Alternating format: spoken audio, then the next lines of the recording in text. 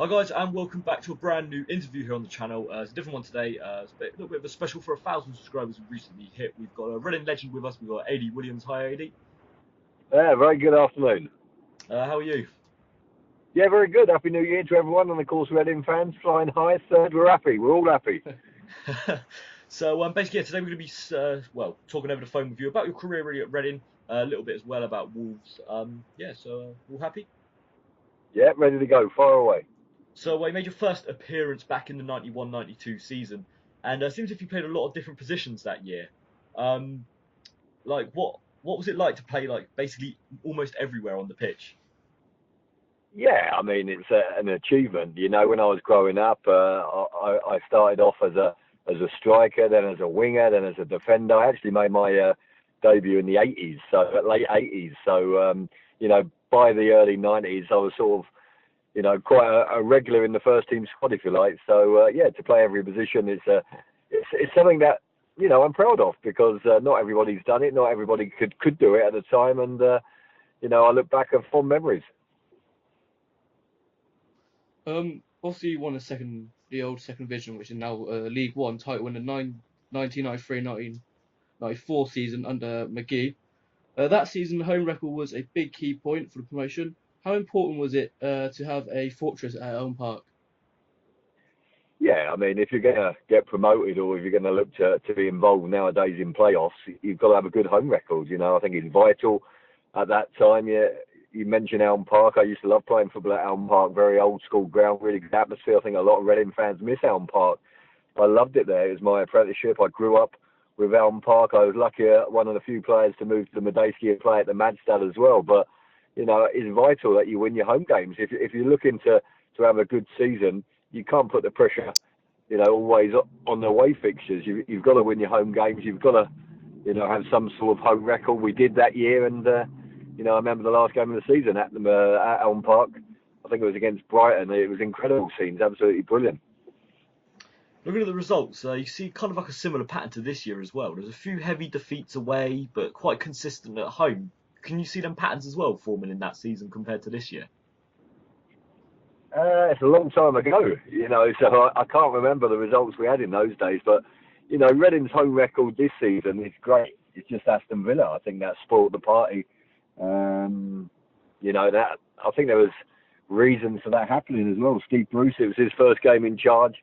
I think Villa, their fans were unbelievable that night. Over 4,000 at the Medeski Stadium. So, going into the second part of the season, Reading have lost just once at the Medeski Stadium. I think it's a great record, and long may it continue. And all of a sudden, now teams are coming to the Madstad, settling for a point, getting behind the ball, and sometimes that's tough for Reading the way they play possession football. But at the end of the day, it's total respect for the opposition. Following year was again amazing season for the club. What was the dressing room like? Throughout the season after being newly promoted side challenging for promotion. The dressing room's always good when you're winning football matches, because confidence is high. You're winning football matches. That's what you want to do as a professional footballer: play football and win. So the confidence is always there when you're winning football matches. As simple as that. When you lose, it works against you. The confidence, the body language. It's hard work. All of a sudden, you start like believing that you're actually working for a living. But when you're winning football matches, it's like a holiday camp. You go in, you train, you play, you win. You get the Monday off. Sometimes you're in on the Monday defending. So, it's like a snowball effect. Losing becomes a habit, and winning becomes a habit. And again, the home record that year was 4 losses at home compared to the 9 away. Like when you were going into a home fixture, were you feeling more confident than away? Was that flowing throughout the team or just you personally? I think it's always nice to play at home in front of your home fans, the season ticket holders, and that's why I think it's vital to win home football matches. But as a player, it's always nice to do it on your manner. And for some reason, that year we all clicked, and as you say, the home form was good. The fans were behind us. It was like a family in those days, which hopefully it's becoming again. At the Medeski Stadium this season. But it's a long time ago now to remember. But all I know is if you're going to challenge, if you're going to win trophies, if you're going to get promoted, if you're going to finish in the top 6, you've got to have a good home record. The first leg of the playoffs that year was away to Tranmere, where we won 3-1. Would you be able to give us sort of how it felt to have won for touching distance to Wembley? I know that game. I remember that game really well. We were going into it in good form. Obviously, we went there 3-1. We absolutely annihilated them, really, on their manner. We're talking about home form, our away form at Tranmere, Brenton Park. We were well worth the 3-1 victory. I think I might have been even at fault for our goal, so I was disappointed with myself to give a goal away. I got a funny feeling I could have done better, but at the end of the day, we had boys like Stuart Lovell, Archie Lovell, Scotty Taylor, Lee Nogan, who could score goals, and we always knew that we were going to score. And to go there with a 3-1 lead going into Elm Park, I remember the game at Elm Park even better because it was a goalless draw and I actually got injured. And I ruptured my ankle ligaments and it was touch and go whether I'd make, obviously the Wembley appearance, the playoff final. So I remember both home and away well, but, to go into the second leg at home in front of your home fans with a 3-1 lead, it's got to be desperado to throw it away. And then finally, kind of recap this 94-95 season. Obviously, we had Bolton at Wembley that year. You scored at Wembley. Can you give us kind of like a little bit of a recollection of what it was like throughout the game, and losing that game? I mean, after winning so late on to lose it. Yeah, for me, I mean, looking back, football's all about results, and we wanted to win that game. It would have been incredible. It was incredible up, I don't know, till half time or just after half time. But, for me, I achieved 3 ambitions in one afternoon. To play at Wembley was always a boyhood dream of mine. To score at Wembley is always, something that a young boy kicking around in the garden growing up always wanted to do, score at Wembley. And to lead Reading out, my hometown, born in Reading, to be captain that afternoon. So for me, I had 3 ambitions ticked off in that afternoon. The only downside, obviously, was the result, which, let's be honest, that's what matters most. But an incredible afternoon. I just remember the build-up. I just remember the whole town in blue and white. I just remember the Reading fans, and I look back at the video as it was in those days, and I've never watched the whole game through, to be fair, but, the Reading fans up until half-time, it was party atmosphere, and it was, it was a carnival. We took over Wembley, and, it was great while it lasted. We missed the penalty, unfortunately, and, things changed. That's football, that's life, and, you can't look back regretting it. It was meant to be. It never happened for us, and the only downside for me, really, is the supporters and, of course, the players that year. We had an incredible team spirit. I'd have loved the likes of, Shaka Hislop, Michael Gill, Scotty Taylor, Lee Nogan, Andy Bernal, Simon Osborne, all these players to have had a crack at the Premier League as it was, or as it is now. We're in a Reading shirt, together, because it was an incredible squad we had in that time. The following season, Reading ended up finishing 19th, a complete change from the year before. What was different about that year? Tell me that again. I didn't hear you. Say that again. Following season, Reading ended up finishing 19th. A complete change from the year before. What was different about this year? Well, I think the players were different, if I remember rightly. The squad started to break up. The likes of Scotty Taylor were going. I think Shaka might have gone. I was going shortly after. There was quite a few players that were leaving. I think the managerial setup was different. Backroom staff, everything changed about that squad. That family I was talking about. So, it was a poor season the following season if you say we finished 19th. But, when you split up a squad, when you split up a team, when people were leaving football clubs, it's going to have an impact, and clearly it did. So yeah, during your first spell at the club, you served under 2 managers. It was Mark McGee and then the duo of Mick Gooden and Jimmy Quinn. When McGee left, what was like the general feeling in the dressing room around about that time? Yeah, Ian Brentford was my first manager, so I probably had a few managers. Ian Porterfield I played under at Elm Park as well, but McGee was brilliant for us. Mark McGee was a great manager, and sure alarm. Yeah, that's it. Sorry about that. Mark McGee was a great manager for Reading. You know, I was his captain, and or I'd become his captain, and you know, I think he really sort of put Reading on the map at the time. And obviously, he was a great player. He was a top class player. Played for Newcastle, scored many goals. Went to Celtic, scored goals.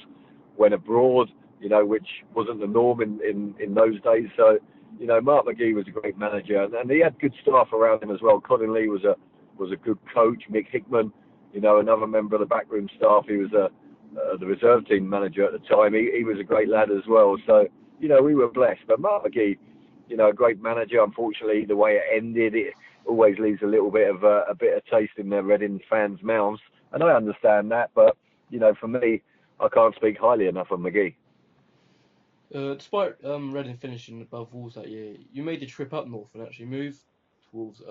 What was sort of behind the reason for moving to Wolves? Well, there's a few reasons, I think. One, you know, as I said, that squad that got to Wembley was breaking up. It was all change. Wolves have always been a big club. You know, they were spending money. They had a beautiful stadium at the time, Molyneux, and you know, they were looking to get into the Premier League, serious contenders. Spent a lot of money on players, big name players, international players like Tony Daly, Steve Froggatt, Jeff Thomas. They had Steve Ball there, of course, the legend. So, you know, it was just the whole feel that it felt right for me. At the time, Reading, you know, they agreed to sell me. It was a good price they got for me. And, you know, I went to Wolves. I got no regrets leaving Reading at the time. You know, obviously come back and spent another 4 years later on in my career, which I loved, obviously. But, you know, Wolves is a big club. Don't think Wolverhampton Wanderers, you know, don't be fooled where they are right now in the Championship. They are a big club and they got passionate supporters. And like I say, I think the time was right, you know, with the family and situation. But mainly because Reading team, the squad was breaking up, and two, Wolves were having a serious go at getting in the Premier League. Obviously, you did come back later on in your career. 15 wins at home and 3 defeats. I think it was in the first year you came back. Again, the home form was key. What was it like kind of transitioning from Elm Park to the Medeski for you? Obviously, someone who wasn't there throughout the first season. What was it like going back? Oh, it's nice. You know, it always lacks a little bit of something. When I was at Elm Park, I grew up there. You know, I joined Reading as a schoolboy, 15 years of age, and there weren't too many creature comforts at Elm Park. It was old school, but you know what? It had that character, that history, that atmosphere around it, and I used to love playing there. The dressing rooms were horrible. The showers, the bath area was horrible, but it had something about it. And you know, to go to the Medeski Stadium with all the comforts was great. You know, particularly for the Reading fans. You know, they could watch a game of football in real comfort. And you know, for me, it was okay. It was easy enough because, you know, having spent time at Molyneux and Medeski Stadium, they're very similar. And yeah, I mean, I when I came back, people said to me, you know, you should never go back. But I can assure you, for me, I played my best football in my career in a Reading shirt second time round, and you know, it worked out for me. I'm truly grateful for Alan Pardew, always will be. My family coming back to Berkshire as well. So you know, it was a good time for me. Reading did get into the playoffs again. How special was that 90th minute winner by Fozzie? Tell me that one again. I lost you. Obviously, Reading did get into the playoffs again. How special was that 90th minute by Fozzie? Yeah, it was the best atmosphere I've ever heard at the Medeski Stadium. Wigan at home, you know, it was incredible. You can YouTube it now. You can look at it. You can still see that atmosphere. I think we were 1-0 down with about 3 minutes to go, and all of a sudden, you know, we've turned the game on its head a little bit, like I guess Man United, you know, when they won the Champions League. So we scored 2 goals in about 3 minutes. It was incredible. Fozzie's my best mate. You know, he's my best mate in football. He's my best mate. I roomed with him for 7 odd years. You know, we spent Christmas Day together. We speak to each other regularly, and you know, for him to do that on that evening, I was just so proud for him. You know, and pleased for him, and proud of him, because it was incredible. It was an incredible evening. You know, to get through to another playoff final. You know, another throw at the dice, if you like. But for me, if you ask me, the best atmosphere I've ever witnessed, whether I was a player or whether it was a fan, it was that night at Wigan, at Medeski against Wigan. Obviously, again, made it to the playoff final. This time making to the trip to Cardiff. Was confidence flowing this time? Obviously, coming with late winner momentum. Did you feel like you could do it this time? Yeah, I think when we went to Cardiff, we played Walsall. Unfortunately for me, it was going quite well in the afternoon until I picked up an injury and had to come off roughly about 20 minutes to go. And then we conceded a goal and it just sort of turned on its head a little bit. But, at the time, Walsall were a good side. We used to have really good battles with Walsall. I remember Don Goodman, a former teammate of mine, at Wolverhampton Wanderers. He was leading the line for Walsall. They had some good players, a couple of foreign players as well, at the time. And they were doing really well. And we always had good games against Walsall at that time. But, unfortunately, it was another playoff final for me, another playoff final for the Reading fans that we lost out to. Obviously, another playoff defeat occurred after leading. How gutting was it for the dressing room? It's never nice to lose any game of football, let alone a playoff final, when there's, 60-odd thousand fans, watching a game of football, 30-odd thousand Reading fans, to lose it, it's a blow. It's what the season was all about, to get promotion. That's what we wanted to do. And, you got to dust yourself down, go again. I remember Walsall being very humble. They said all the right things. We had a drink with them in the bar afterwards. It was sad. It was a shame for Reading fans. Made the trip, spent the money, and again started off quite well. But again, it's all about results. And another desperate afternoon in the playoff final. Following year, though, it must have felt special. Brentford away. Every Reading fan, if you're young or old, they've heard about this game. But I want to know from your point of view, what was it like? Oh, it was incredible. Just to be down the road. It's a derby. Just down the M4. I remember going to the game. It was, just blue and white everywhere on the build-up. We knew that if we had a draw, that was enough. That wasn't our plan, obviously. We wanted to go there and win. And it was an incredible atmosphere. The Reading fans deserve that after, the heartache of Wembley, the heartache at Cardiff. So, that was nice to finish the job off. Very, very special. 1-0 down. I remember the goal. It was a free kick. Parkinson headed it on. Curtin did the rest. That's what he did best. And the rest is history. And we celebrated in style that evening. I remember it. But like I say, I think, for the players, it was great. But it was important that we gave that one to the fans because, like I say, in years building up to that, they've had a little bit of heartache. So it was nice to celebrate at Griffin Park. Okay, a key figure the next year was once again being a rock at the back for Reading. You helped guide the club to another playoff place. How great was it to finish in the playoffs after only the first season back?